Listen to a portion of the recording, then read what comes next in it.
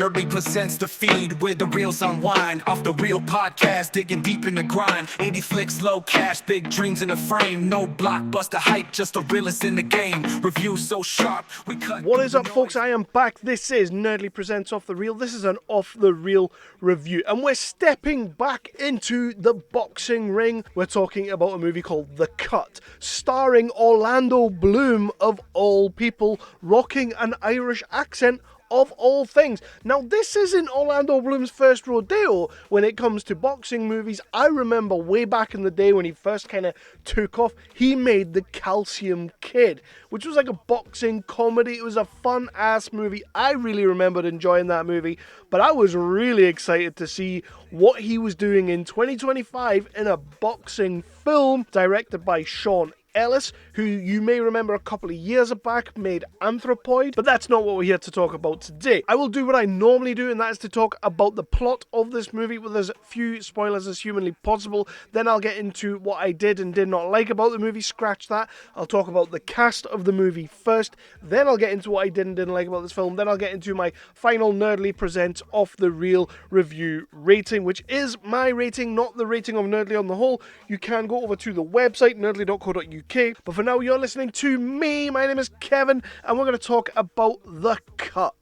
Starting off with the plot, and I will read you the plot synopsis from the good old IMDb, and we will go from there. We'll get a little bit deeper into it, a little bit more into what is actually going on. But the basic premise, the basic plot, according to IMDb, is that a retired boxer returns to the ring for one last shot at the title, but only if he can make the weight. Holed up in a room in Las Vegas, he embarks on an intensive and pretty much illegal weight cut program with an unscrupulous, easy for me to say, trainer.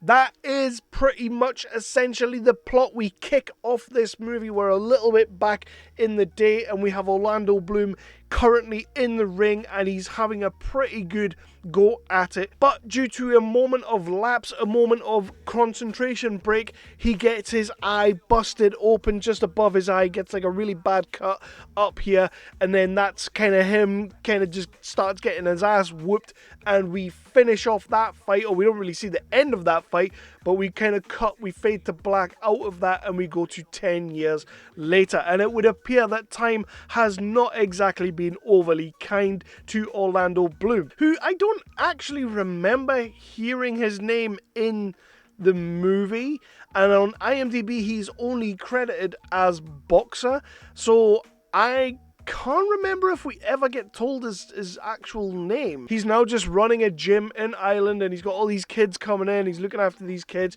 trying to teach them. He's there with his wife, girlfriend, fiance, whatever she is, his other half, Caitlin, who is looking after some of the kids as well, but also looking after his best interests. He is then confronted by Gary Beadle, of all people. We all know him, an awesome British actor from the likes of Snatch and things like that. Gary Beadle comes in playing Dunne, and Dunne has a proposition for Orlando Bloom. He's kind of like, look, I have a champion who has a championship match, but he's just lost his opponent. I could get anybody off the street, but we don't want anybody off the street. We want you. You are a name. This could be your big comeback, or it could just be a good match for you to come and give this guy a good fight. However, you are going to have to cut some poundage. Orlando Bloom is like, fine, I'll do it. I want to do it. Let's get this done. This may be my last chance to actually have a shot at glory. Caitlin's like, that's way too much weight for you to cut. And that is where the movie basically begins to lie, is the case of Orlando Bloom needs to lose this weight before he gets to the big fight. But obviously, if you know anything about boxing, or if you've seen anything about boxing, there is a lot of discussion right now about weight cut, especially with the whole Conor Benn and Chris Eubank fight. Chris Eubank Jr. Chris Eubank Jr. lost a lot of weight in a short period of time, and somewhat incontroversial fashion, they would say. I mean, I don't know a great deal about that, so I'm not going to speak on it with any sort of authority. I just remember seeing there was a conversation there. So this movie has kind of come around at somewhat of a timely fashion while that conversation is going on. But we do kind of realize that boxers, and especially in this movie, Orlando Bloom goes through hell to get the weight off in this film. And he kind of is struggling to get it off, and that's when John Turturro comes in as Boz. Boz is like this guy who's known for getting the weight off people, but he's also known for doing it in somewhat illegal fashion. Obviously, I've mentioned Orlando Bloom quite a few times. He plays our main character, our main boxer of the movie. He's going to put himself through hell. This is a role that I've not seen Orlando Bloom do in a long time.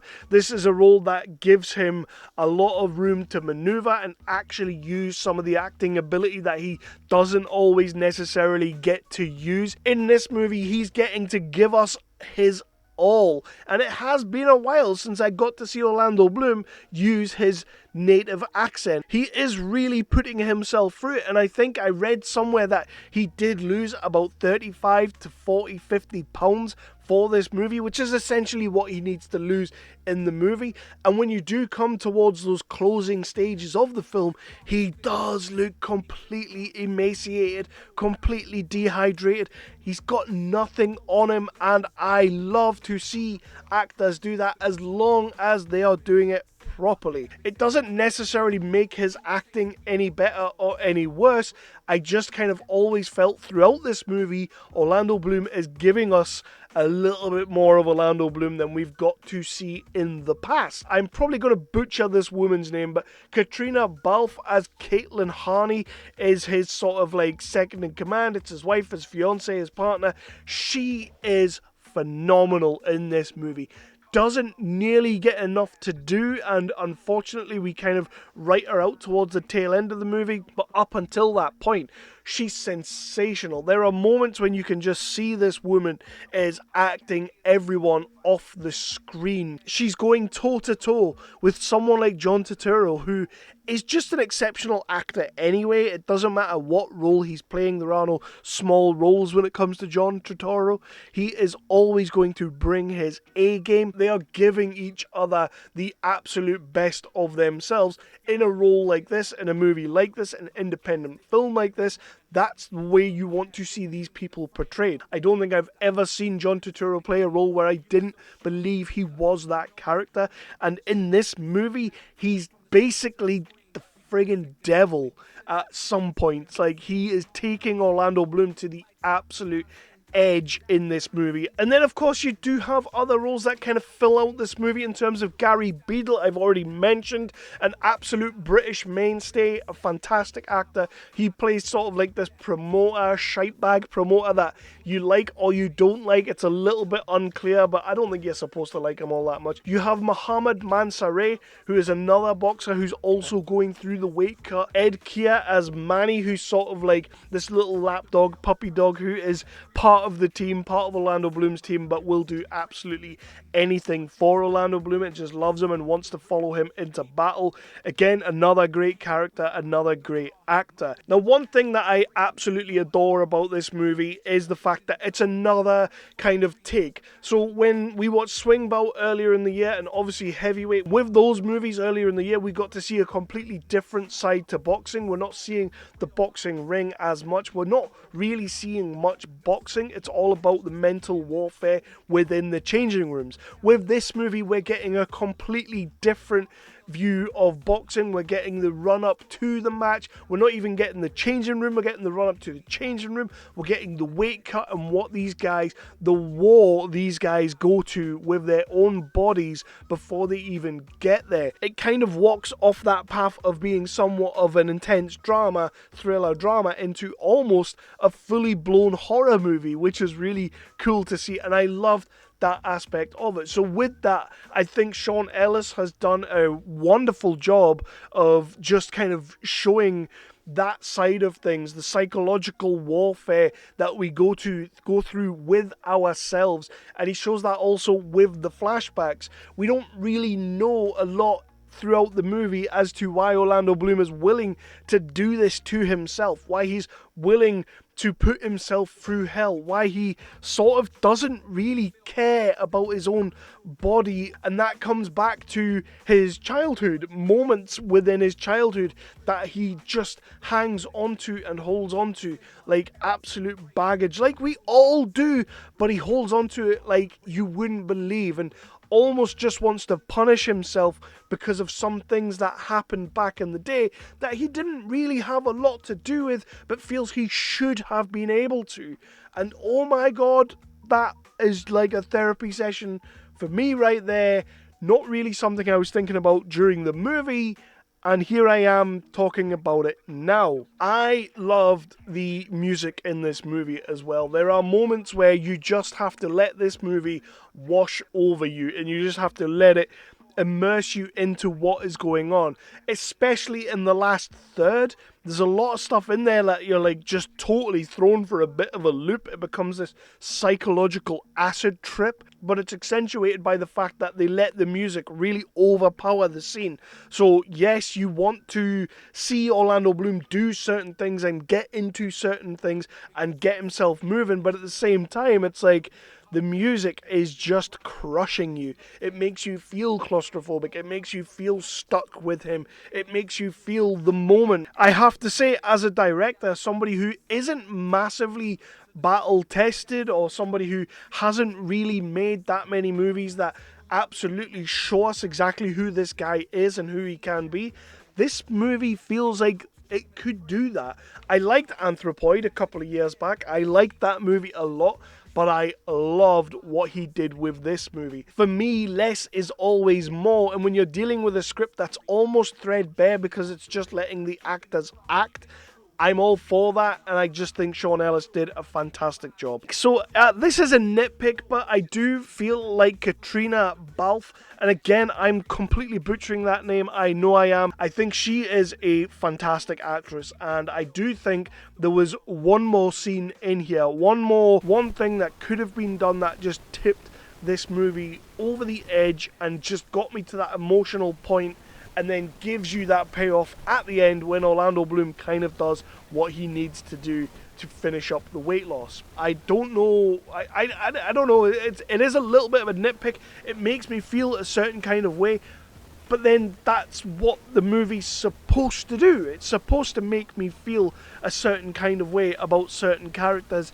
I just felt like there was one more scene missing from her to really tip me over the edge. So I may as well get into my final Nerdly Presents Off the Reel review rating, because I don't want to spoil too much more about this movie, but what I will say is you absolutely have to see it. If you're a boxing fan, if you're even a boxing casual at this point, like I say, there is an ongoing conversation about weight cutting and the dangerous ways that certain people are doing it, and the dangerous ways that we don't even know about that people are doing. And if these things that go on in this movie are truly going on out in the world, and I have no doubt that they absolutely are happening out in the world, it's shocking, and this movie hopefully shines a light on that, and this movie hopefully will show people that actually we need to readdress how things are being done. And I'm going to give this movie The Cut, I'm going to give it a 4.5 out of 5, and it absolutely hangs around that area in terms of the performances. Just everybody's putting in a fantastic performance. I think Orlando Bloom has not been this good in a long time. It's all performance from him. It's all performance from him. He's showing us a different side to him. He's showing us a really, really passionate side to him when it comes to his acting.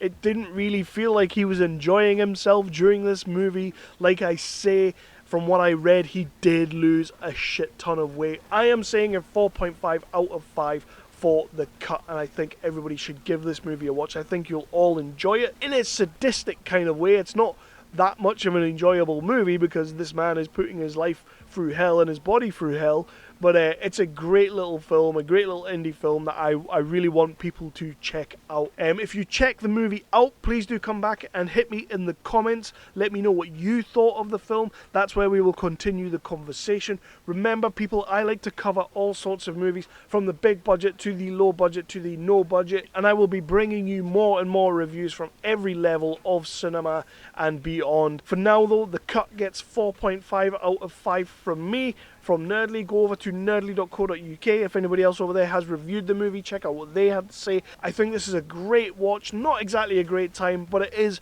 a great watch that you will enjoy on certain levels, even if it's a sadistic level.